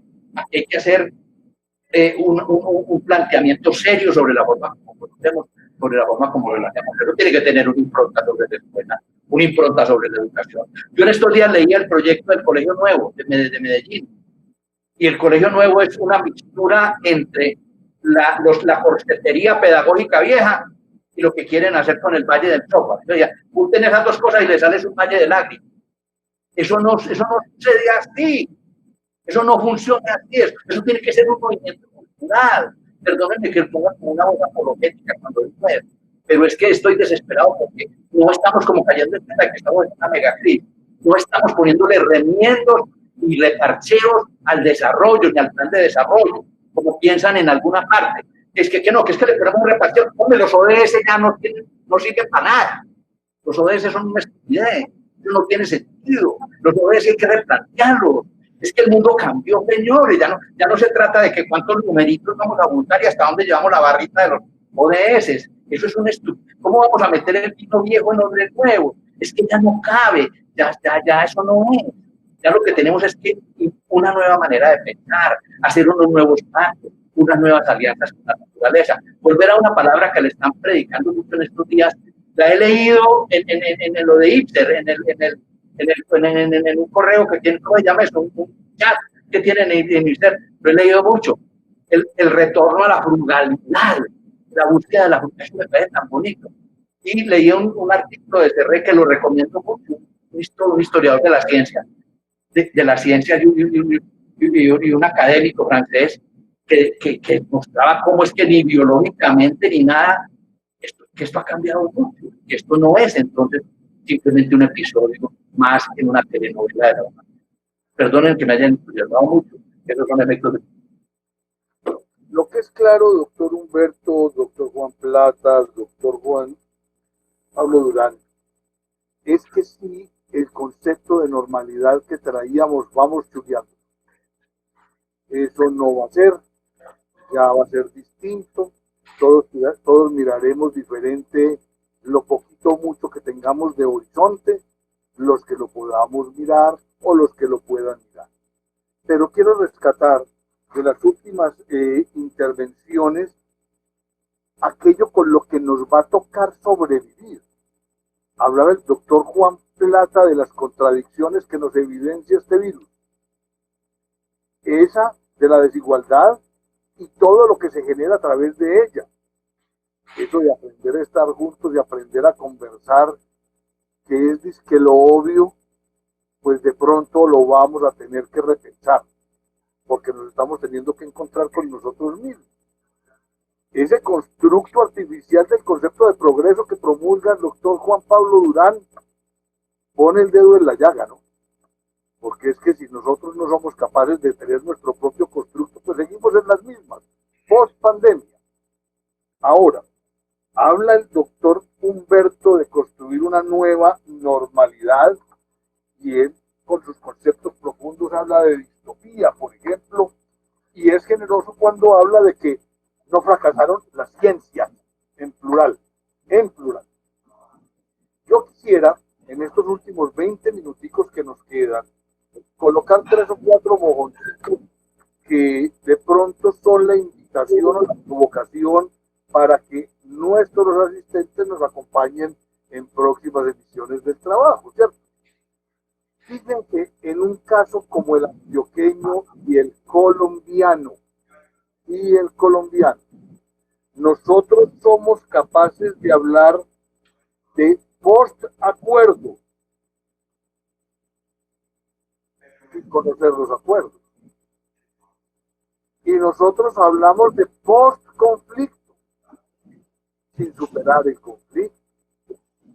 Y nosotros lo más seguro también es que vamos a hablar de post-pandemia sin superar la pandemia.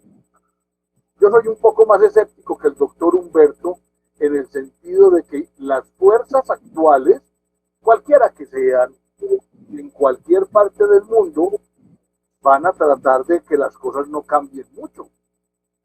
Ya lo decía Maquiavelo, no hay nada más difícil de emprender que cambiar un nuevo orden de cosas, porque es que va a tener como enemigos gratuitos a todos aquellos que han triunfado con las viejas condiciones, y como amigos tibios a quienes no tienen nada que perder. Entonces, yo diría que va a haber un choque, va a haber una nueva atención, doctor Juan Plata, con respecto a aquellas circunstancias que nos van a rodear, porque algunos con seguridad queremos volver a ser partícipes y protagonistas de la potenciación de la vida, como dice el doctor Juan Pablo Durán. Es que es una maravilla que el progreso esté asociado a la vida en todas sus expresiones. Es una maravilla, pero ya estamos hablando de que para poder desatrasar la economía y volverle a dar inercia, tenemos que volver a impulsar el aparato extractivo minero, ¿cierto? Que estaba en el ojo del huracán previo a la pandemia. Entonces, ahora sí que vamos a ver contradicciones, ¿cierto? Porque es que ya sobreaguamos 3 meses o 4 meses, no con el tratamiento particularmente bueno que nos ha dado el sector financiero, no, la retribución del 4 por 1000 temporal desde 1999 a la fecha, pues es hora como de verle cuerpo y un poquito de redistribución. Pero cuando pase la pandemia y terminen las condiciones preferenciales, ¿se me irá el crujir de dientes o no? Porque es que no todo el mundo va a tener resuelto el cómo continuar el camino. En alguna sesión anterior, el doctor Juan Pablo nos mencionaba de una economía distinta con respecto a lo que se venía. ¿Qué nos podrías decir ahora, Juan? Otra vez. No, digamos que eso hace parte de lo que hay que repensar en términos de construir otro concepto de progreso. Yo creo que nosotros en términos económicos no estamos progresando. Es algo que parece más a lo que hablaba ahorita el doctor Humberto, estamos hacia atrás. La economía industrial por lo menos generaba empleo, por lo menos generaba oportunidades para mantener. La economía especulativa ni siquiera lo genera, ni siquiera genera oportunidades. Por lo menos alguno podría hacer una relación entre crecimiento y empleo, ya ni siquiera. Ya la economía puede crecer el empleo porque es una economía que va a generar plata, va a generar bienestar, ni siquiera generar trabajo. Entonces, si la economía industrial era un atraso con respecto a lo que necesitamos hoy, ¿Cómo será la economía especulativa? La economía especulativa ni siquiera procura un mejor bienestar para los hombres, ni siquiera para los hombres, mucho menos para el ecosistema. Nosotros tenemos que generar una economía en donde quien viva mejor sea el que genere más valor ecosistémico, genere más valor ecosistémico. ¿Eso qué significa? Eso significa cambiar los incentivos económicos. Eso significa otro nuevo concepto de valor. El concepto de valor ya no puede estar asociado, digamos, a cosas de lo que nosotros pensamos. No, el concepto de valor tiene que ser algo real.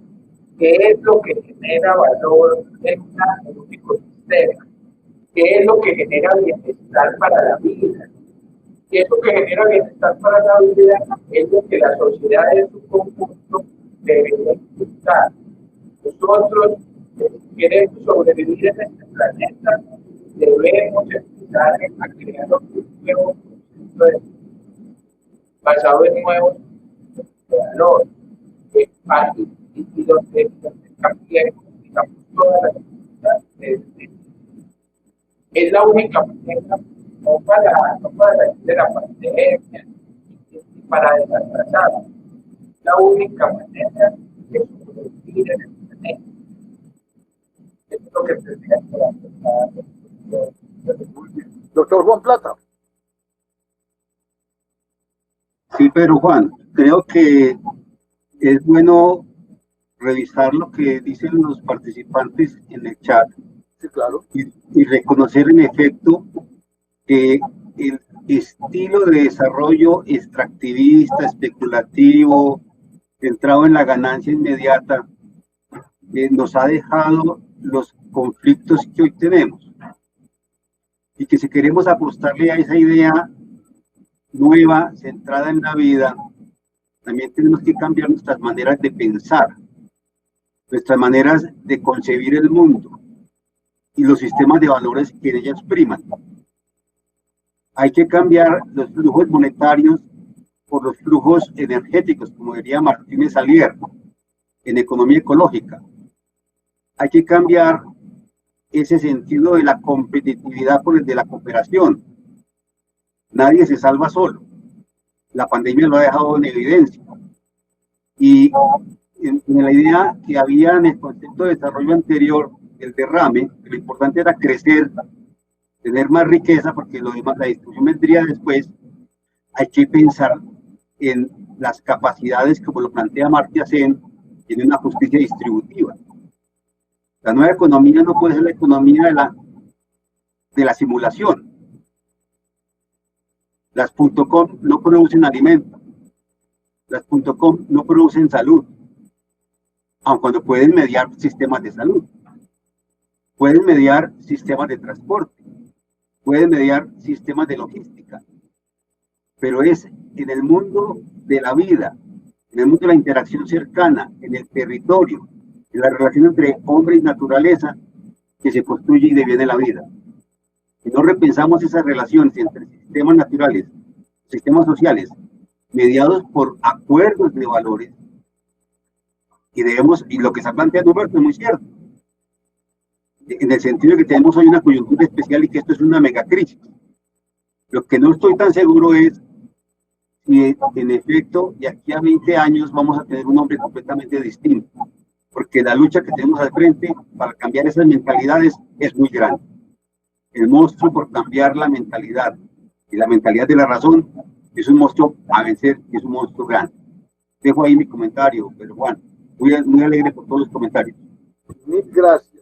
Por ejemplo, el doctor, profesor, amigo Albeiro Acevedo dice que los salvadores de Antioquia, ¿qué dirán de la circunstancia actual de Antioquia, cierto? Donde casi que todos los males y todos los indicadores muestran cosas negativas. Le mando un afectuoso saludo, doctor Acevedo, de acuerdo con su apreciación, y ese es el gran reto. Lo que parece aquí sí que se cumple con aquel adagio que decía, no por hacer más de lo mismo podemos esperar resultados distintos. Doctor Humberto.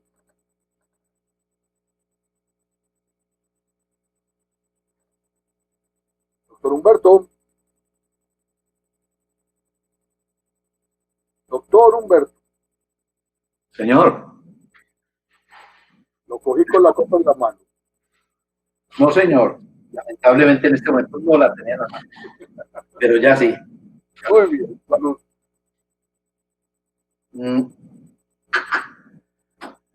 Doctor, yo pienso que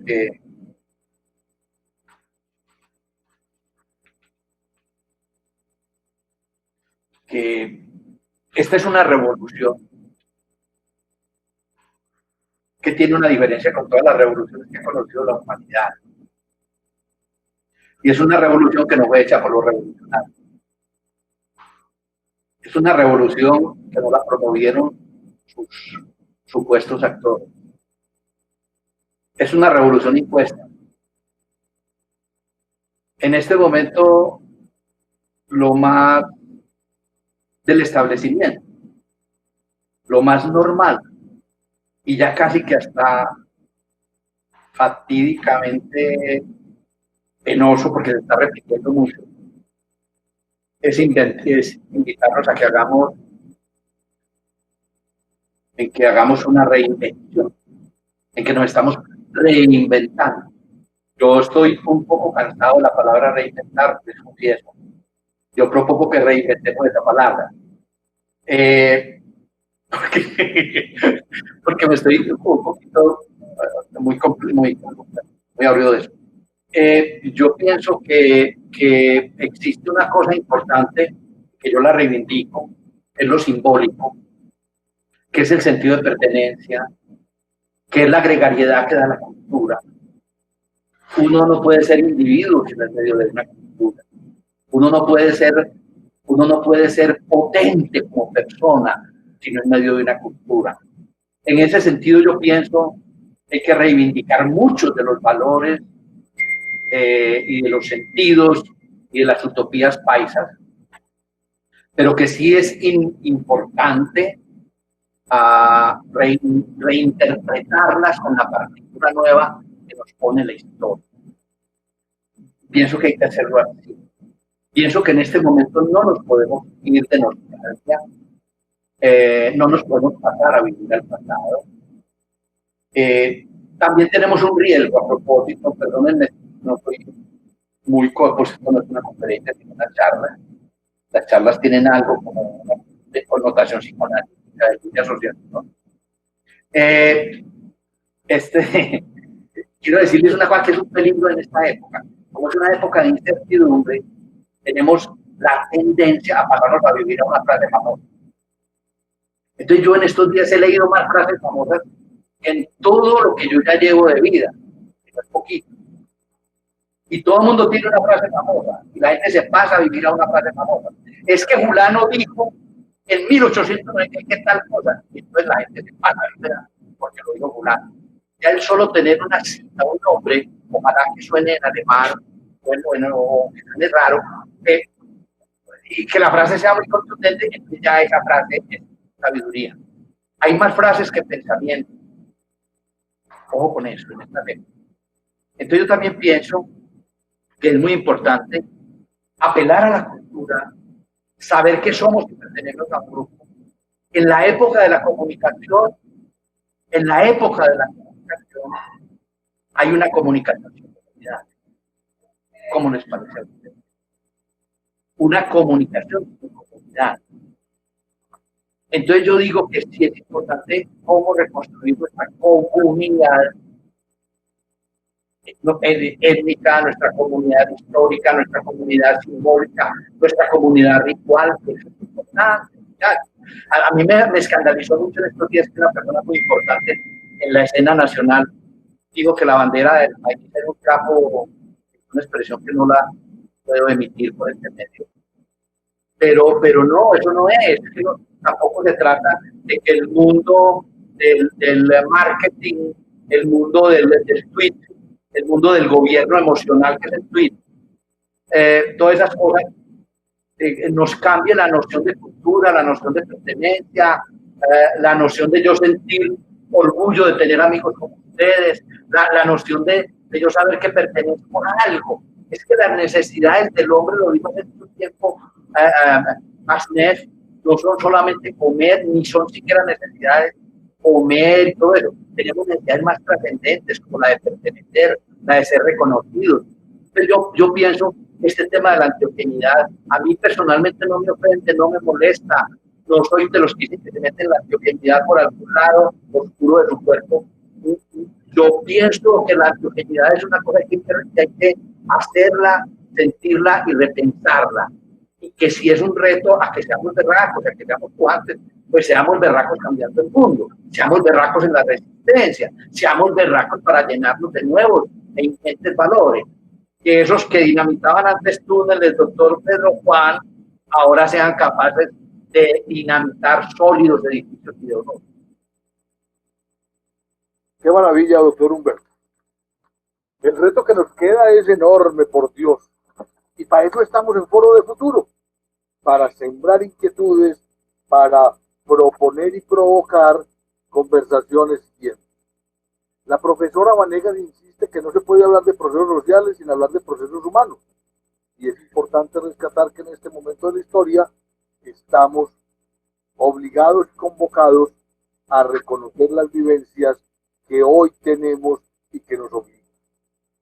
Hablan mis contertulios de revolución, revolución sin revolucionarios, revolución cultural que se volvió como una arenga con el debido respeto, doctor Humberto, como un lugar común, porque todos lo deseamos, todos lo queremos, pareciera ser que lo sentimos, pero ¿con quién lo hacemos? Con los mismos, porque si el instrumento es la educación, entonces ¿cómo vamos a hacer? Yo recuerdo a la reina Victoria en su momento, que fue la que hablábamos ahora, Juan Pablo, que llegó a consolidar el imperio más grande que ha tenido la humanidad, que cuando iba a cumplir 40 años de gobierno quiso hacer 3 o 4 cositas, ¿cierto? Poner a Inglaterra en el centro del mapa, y aparece Greenwich Meridian Time, después hizo una gran fiesta, y después hizo una cosa maravillosa, quiso preservar su legado. Y su primer ministro de Israel le dijo, pero es que lo logras a través de la educación. Doctor Humberto, usted que es experto en eso, doctor Juan Plata. Y entonces, como allá sí saben, no llamaron a la gente importante, ni a los empresarios, ni a los sacerdotes, ni a los señores, sino que llamaron a los pedagogos, ¿ya? Llamaron a los pedagogos, ¿ya? Entonces, señores pedagogos, ¿cómo hacemos para hacer que el imperio inglés se proyecte en el tiempo? Vamos a ver qué nos inventamos, reina. Decirle que no a una reina debe ser muy complicado, ¿cierto? Y finalmente llegaron a una discusión que arrancó con una pregunta a la reina. ¿Y usted qué es lo que se imagina usted, mi reina, que tenemos que hacer para que el imperio se proyecte? Muy fácil. ¿No son ustedes pues los pedagogos? Enseñarle a los niños ingleses a que sean los dueños del mundo. Una pendejadita. Enséñele a los niños ingleses a ser los dueños del mundo. Si no, no me sirve su sistema educativo. Bueno, ¿qué hay que hacer entonces nosotros con nuestro maltrecho sistema educativo? Bueno, regular o malo no es el tema de discusión, para que ayude a cambiar la mentalidad y a construir las nuevas comunidades que requerimos. Porque de pronto las habilidades que tenemos o teníamos, las competencias que tenemos o teníamos, los programas que habíamos digerido, pues siempre nos van a servir para alguna cosa, pero es que esta cosa, sí, como dice el doctor Humberto, puede que tenga que un replanteo muy, pero muy serio. Yo quisiera darles a todos nuestros agradecimientos por estar acompañándonos. Esperamos que este Foro de Futuro sea un escenario donde todos se sientan convidados a expresar y cada vez puliremos más la metodología de este espacio, cuáles son aquellas condiciones que tenemos que desarrollar para la Antioquia, la Colombia y el planeta del futuro, porque una cosa que sí nos queda claro a todos después de esta pandemia, y lo reitera el doctor Plata, es que solos no salimos, ¿no? Solos no salimos, esto tiene que ser entre todos, y entre todos suena bonito, ¿no? También es como no sé si me vivirá esa frase, doctor Humberto, ¿cierto? No salimos solos, sino entre todos. Eso suena como bueno y como muy oportuno, ¿cierto? Pues tenemos que ser solidarios, aprendamos a ser solidarios. Creo que otro aprendizaje es que tenemos que aprender a ser previsivos. No somos ni solidarios ni previsivos y tenemos que ser un poco más disciplinados. Yo finalmente dejo como reflexión algo que me hago a mi interior. ¿Yo soy virgen o no soy virgen? Yo no conozco a nadie que sea medio virgen. ¿Estamos en cuarentena o no estamos en cuarentena? ¿Estamos en coyuntura de futuro o no estamos en coyuntura de futuro? A todos ustedes muchas gracias, doctor Alejandro, le doy la palabra. Muchísimas gracias. Les agradecemos muchísimo a todos su asistencia y participación de este conversatorio, de igual manera también a la comisión de expertos de Foro de Futuro, muy enriquecedora la charla. Y antes de finalizar nuevamente, queremos dejarles un formulario, una pequeña encuesta de satisfacción. Queremos saber su opinión sobre estas charlas y también para enviarles la grabación de esta conferencia que, como notaron, pues la estamos filmando para que puedan tener acceso nuevamente a las memorias. También invitarles y recordarles que este espacio se repite todos los viernes a las 5 de la tarde por este mismo canal, como dirían, ¿cierto? Los presentadores, listo. Y nuevamente también contarles que dentro de 8 días vamos a tener al doctor Juan David García. Él es asesor jurídico y socio de la firma GPR Consulting y vamos a tener el tema de gobernanza para el futuro. Entonces, nuevamente, cordialmente invitados todas y todos a este espacio. Agradecerles mucho y desearles una feliz noche a todos ustedes.